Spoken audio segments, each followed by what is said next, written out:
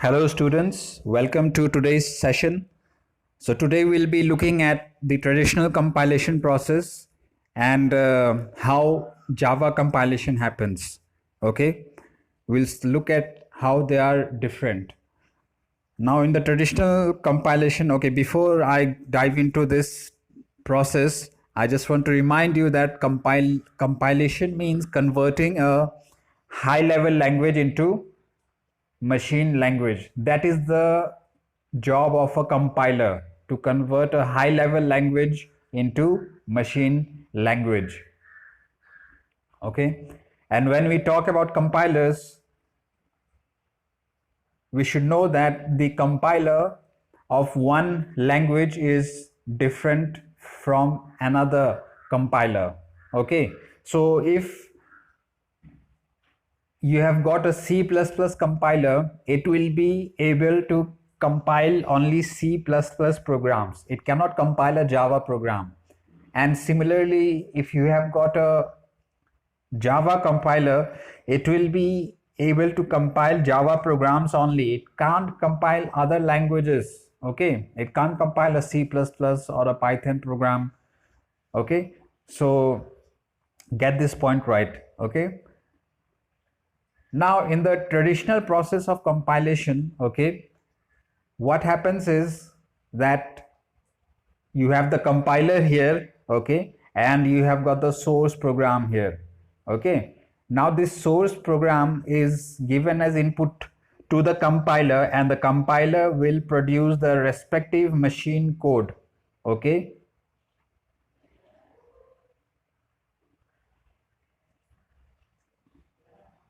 okay, now let's take an example of a C++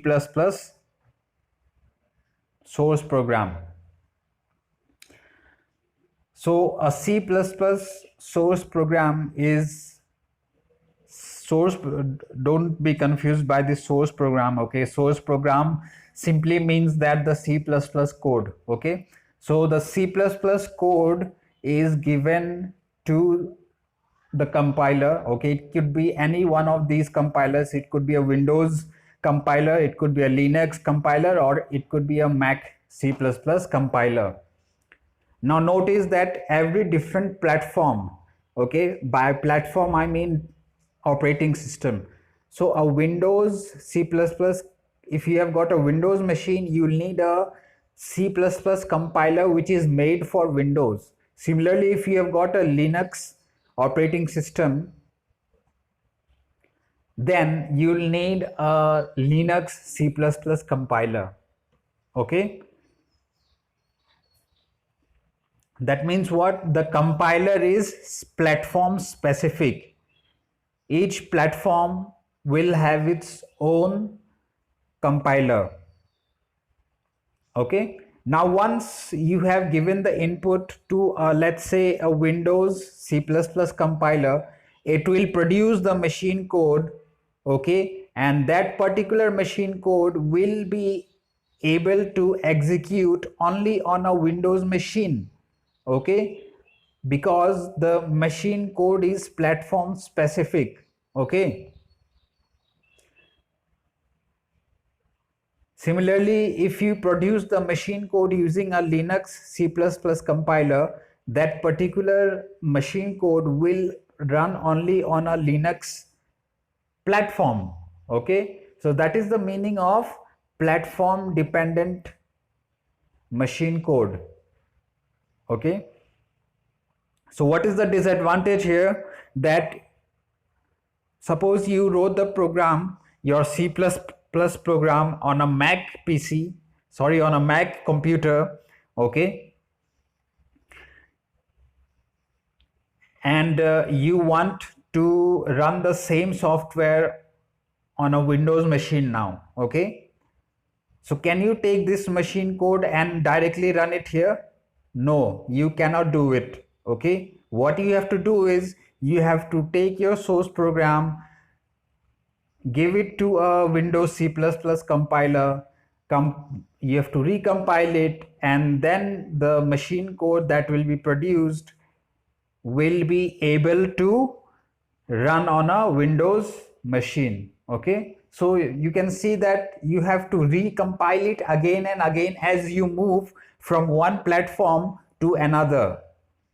This is the meaning of platform dependent machine code. You have to keep on recompiling it. Okay, so this is a disadvantage. Okay, now one more thing, in the last session I discussed the difference between compilation and interpretation. Okay, if the compiler converts the whole program at once, whereas the interpreter converts line by line. Okay, it will convert one line at a time. Convert from what to what? From a high level language to the machine code. Okay, so with this, let's see what is the Java compilation process and how it is different from the traditional process. So first thing is that Java uses both compiler and interpreter. Okay, and we will see in detail how this happens. How can it use both? Okay. So when a Java program is compiled, okay, the compiler produces a piece of code that is known as bytecode. Okay, recall that in the traditional process, what happens?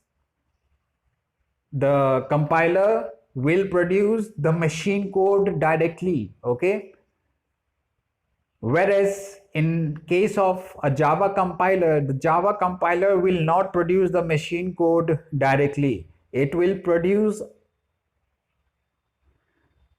a code known as bytecode.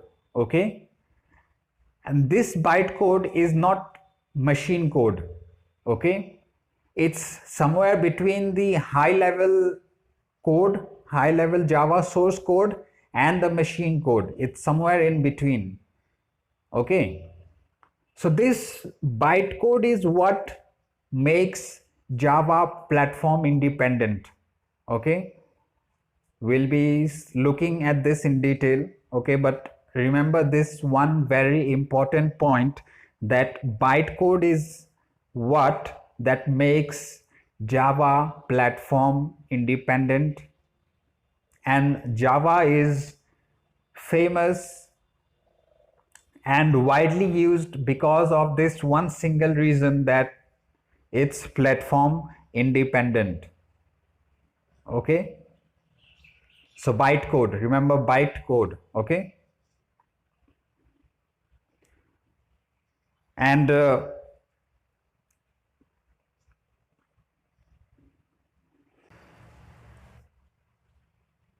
it features compile once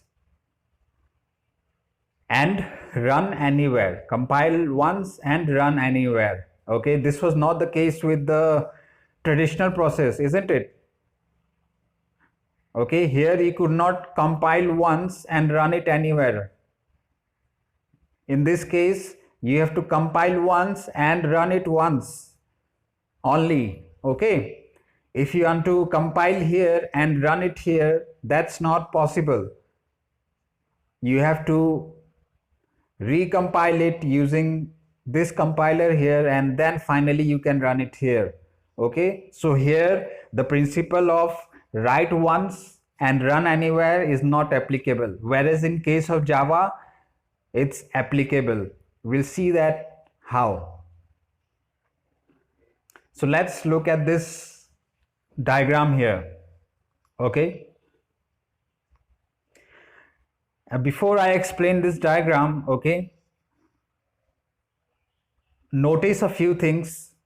I've written platform dependent compiler, platform dependent JVM, and platform dependent machine code. Okay, so I told you earlier that Java is platform independent. Okay, but in this diagram I've written platform dependent everywhere. So how come Java is platform independent? Yes, yeah. If you are thinking because of the bytecode, you are right. Bytecode is what? Bytecode is the feature that makes Java platform independent. Although the compiler is platform dependent, the JVM is platform dependent, and the machine code is also platform dependent, but the bytecode is not platform dependent. It is platform independent, and it allows you to write your Java program once, compile it once, and run it anywhere. Okay, so how this happens, let's see.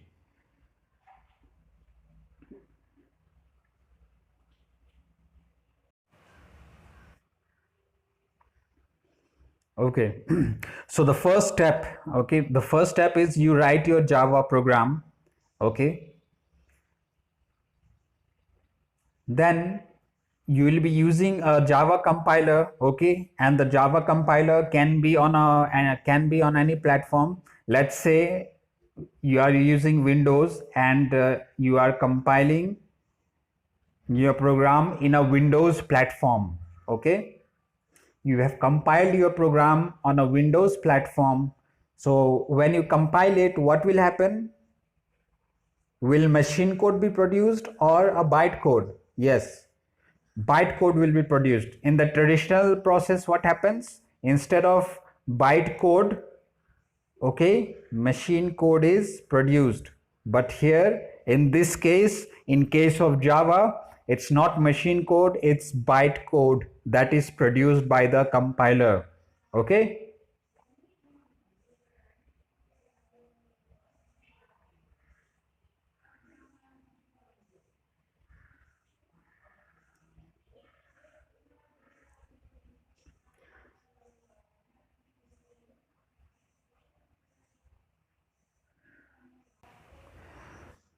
So once you have produced the bytecode using a Java compiler,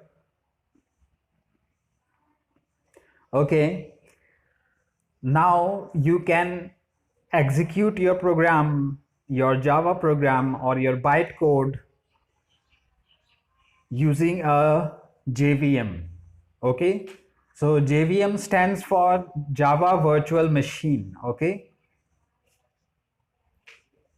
now we'll be discussing Java Virtual Machine later. Okay, but you must know that JVM is what that executes your program.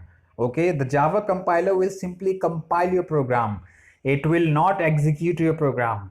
Okay, when I say that a program is being executed, remember it is the second step. Okay, after compiling, after compilation is done successfully, now you can execute your program, and that execution will be done using the JVM.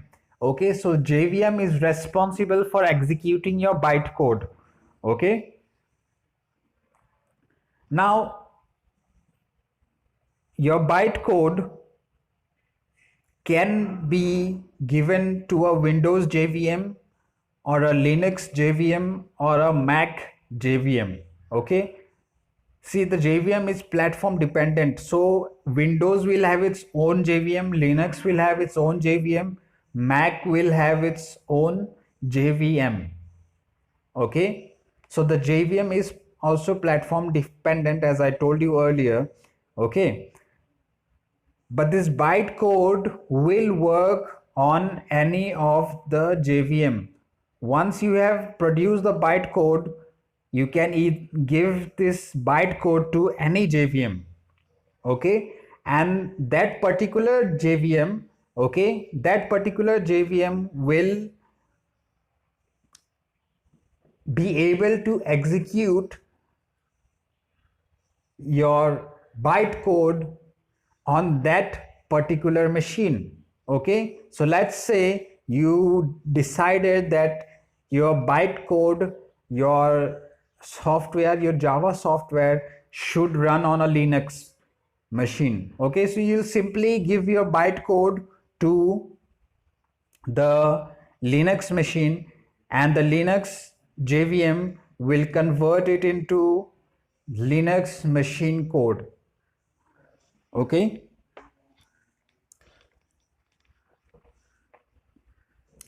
and now let's say you want to execute your same software, your same Java software on a Mac machine. So you'll simply do what? You'll simply give the bytecode to a Mac JVM. You'll simply give the bytecode to a Mac JVM, and the Mac JVM will produce the Mac machine code, and your program, your Java software will successfully run on this Mac code, on this Mac machine here. Okay, so can you see how this is different from the traditional process, and how it is following write once and run anywhere? If you are not still able to get it, let me explain it in a different way.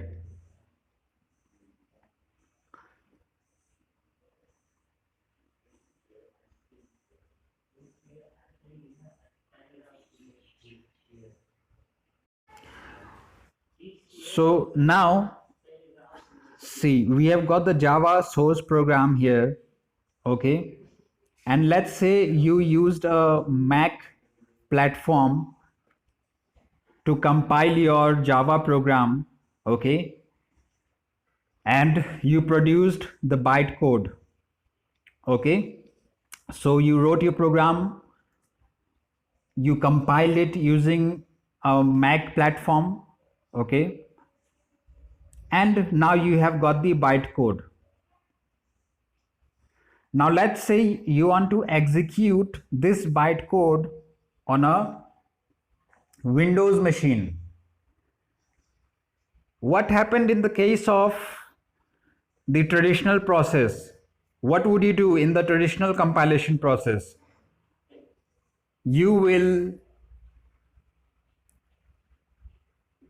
go to a Windows machine,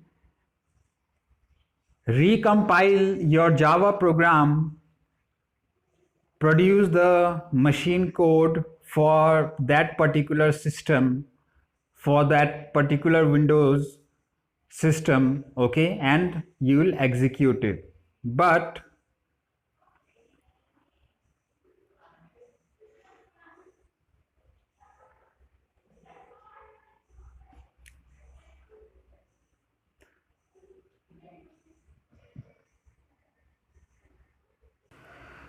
here you don't have to do that. Okay, you don't have to go to a Windows Java compiler. Okay, no need of going to a Windows Java compiler and recompile it into a bytecode and then give it to the JVM Windows, then finally execute it on your Windows platform. No need of recompiling. Okay, you have compiled it once. You have compiled it once here. Okay, you have compiled it once here. So no need to compile it again. You have got the bytecode now, and this particular bytecode can be given to any JVM, be it Windows, be it Linux, be it Mac, be it Unix, be it any platform. Okay, any platform. Any platform is able to execute a bytecode provided it has got the JVM. Okay, so remember this, in case of the traditional process, you have to recompile your program if you want to execute it on a different platform. But in case of Java, you don't need to do that. You simply compile it once. Compile it once using any compiler, any platform's compiler. Okay, Windows, Linux, Mac, Unix, compile it anywhere once. Okay, and once you have got the bytecode, okay, then you execute it anywhere, execute it here, execute it here, execute it here. It does not matter, okay, as long as you have got the JVM.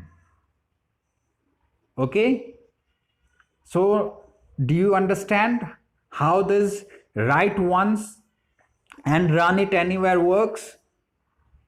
Okay, so if you are still not able to understand, rewatch the video and you'll be able to get it. Okay, this is the power of Java. This is how Java is platform independent. Okay, and this is what makes Java powerful and famous.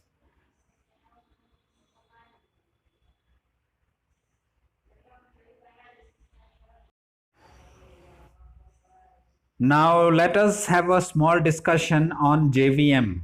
Okay, so when I say JVM, we are referring to this part here. Okay, JVM. JVM is the actual unit that executes your bytecode. Okay, so how is the bytecode executed? Okay, we'll see. Okay, so here, let's say you wrote your program.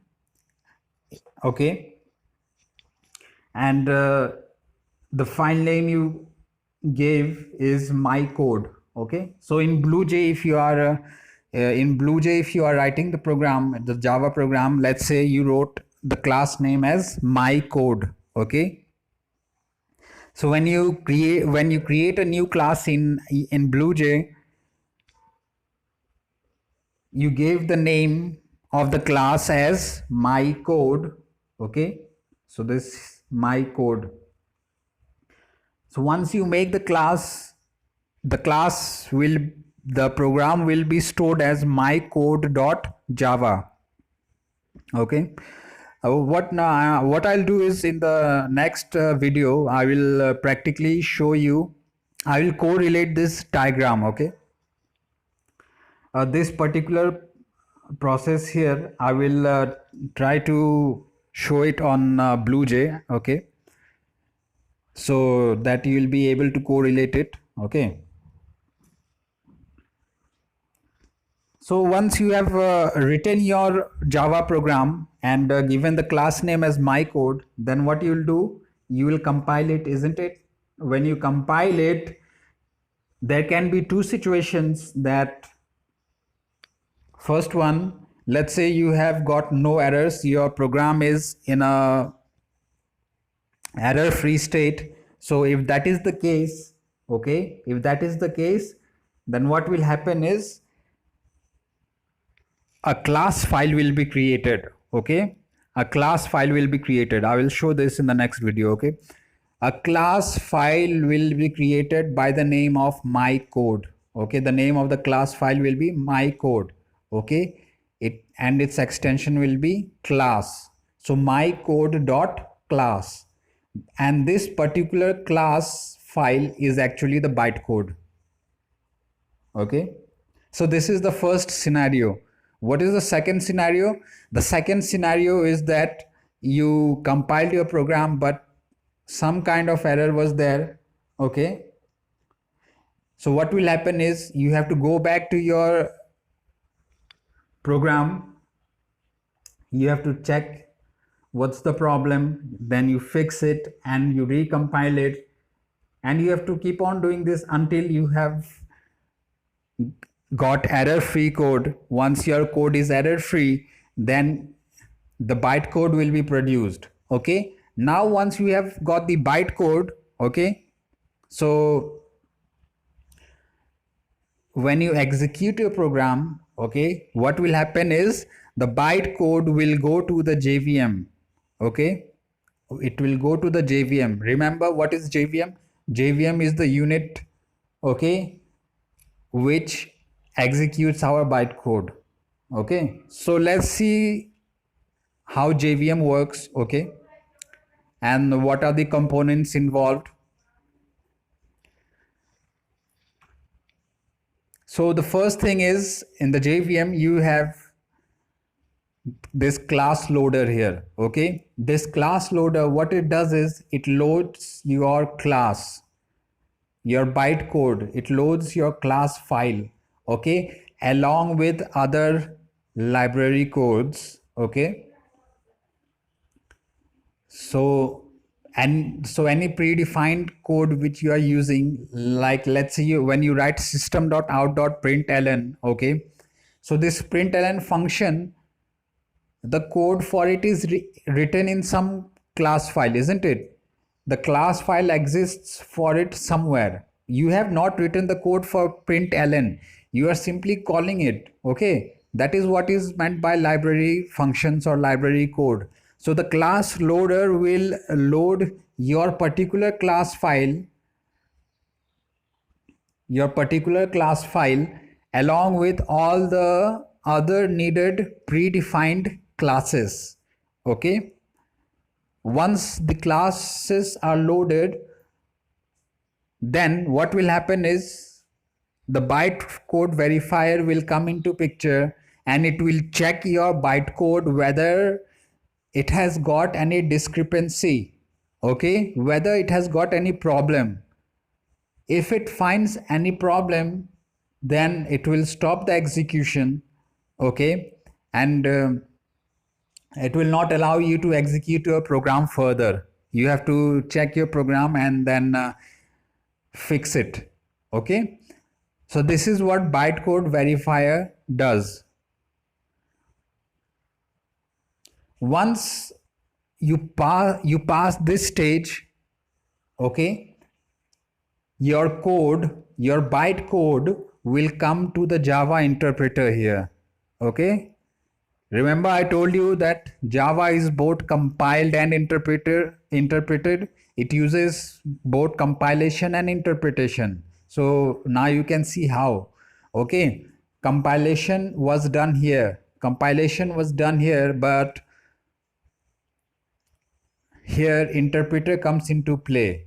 Okay, so what this interpreter will do, now remember at this stage you still haven't got the machine code. Okay, you still haven't got the machine code, you are still just having the bytecode, which is not actually the machine code. Okay, now machine code will be produced by the interpreter. And remember, how does interpreter works? It works by translating a single line. Okay, so let's say you have got 10 lines. So interpreter will convert line number 1 first into machine code. Okay, after it has converted line number 1 to machine code, it will give it to the operating system.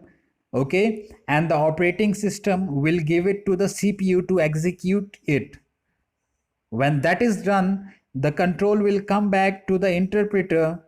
Okay, interpreter will now execute the second line. It will convert the second line into machine language and give it to OS, and OS will give it to the CPU, and second line will get executed. Okay, so this process will continue until all the 10 lines are executed. Okay, so remember how Java uses both compiler and interpreter. Okay, now what is this JIT here?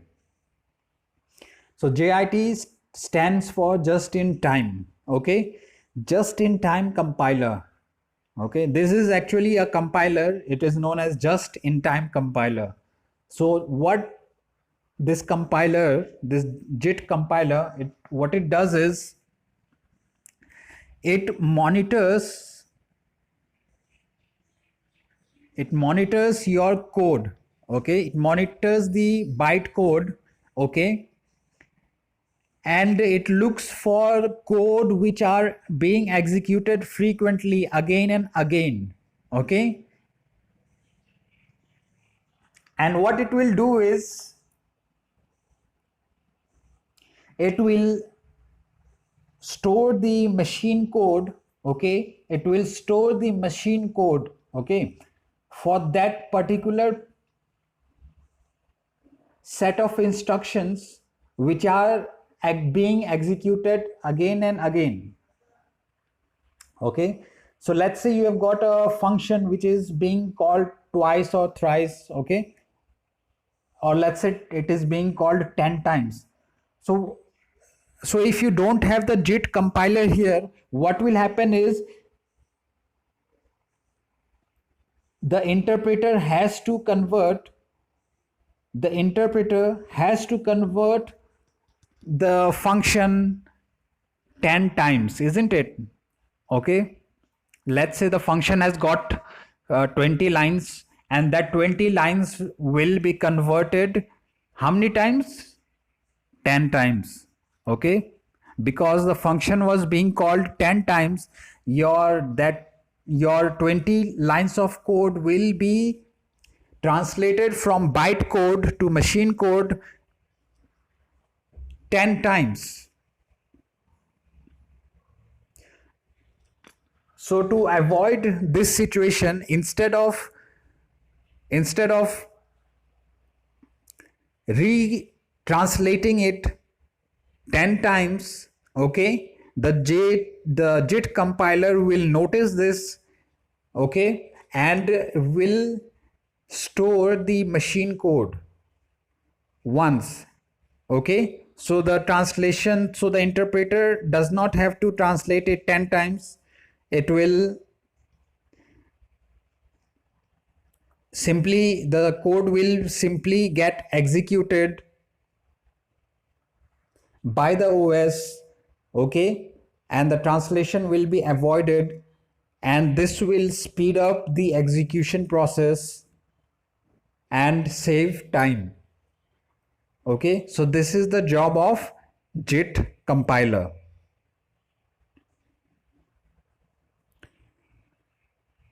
Okay, and we have got this one more thing here, something called garbage collector.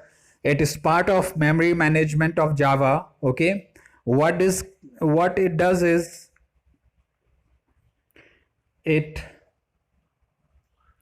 keeps track of those objects which are not in use. Okay, you know that Java is object oriented language. Okay, in Java everything is an object, and object occupies memory space. So this garbage collector will keep track of those objects which are not being used. Okay, so any object which is not being used, the garbage collector will remove it from the memory and free that space. Okay, so this is the job of garbage collector. Okay, so this is how JVM works. Okay, and JVM is also part of the Java runtime environment. Okay, so